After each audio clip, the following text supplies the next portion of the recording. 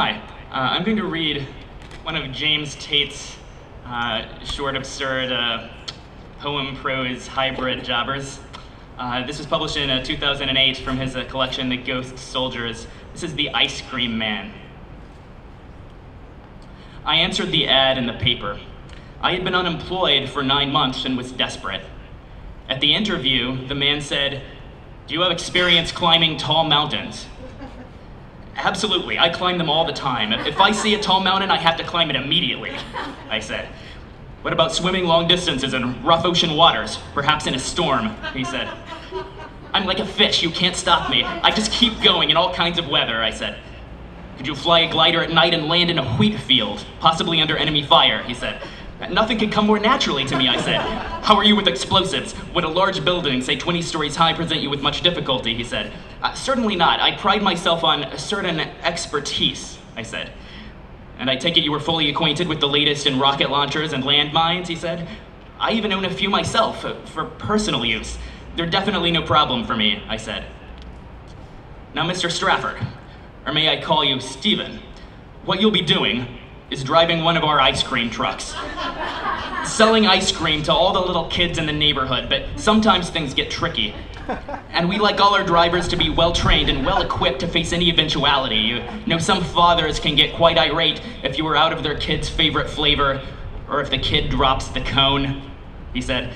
"I understand. I won't hesitate to take appropriate action," I said. "And there are certain neighborhoods where you're under advisement to expect the worst. Sneak attacks, gang tactics, machine gun fire, launched explosives, bodies dropping from trees or rising out of manholes, flamethrowers, and that kind of thing. You can still do a little business there if you were on your toes.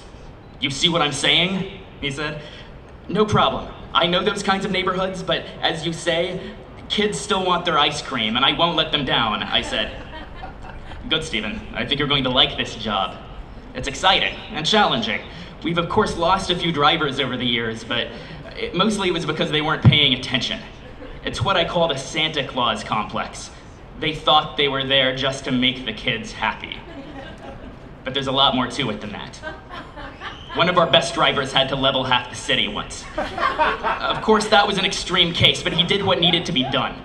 We'll count on you to be able to make that kind of decision.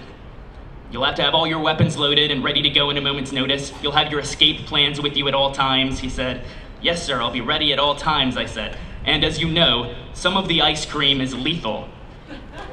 So that will require a quick judgment call on your part as well. Mistakes will inevitably be made, but try to keep them at a minimum, otherwise the front office becomes flooded with paperwork," he said. "I can assure you that I will use it only when I deem it absolutely necessary," I said. "Well, Stephen, I look forward to your joining our team. They're mostly crack professionals, ex-Green Berets and Navy SEALs and that kind of thing. At the end of the day, you've made all those kids happy, but you've also thinned out the bad seeds and made our city a safer place to be," he said. He sat there smiling with immense pride.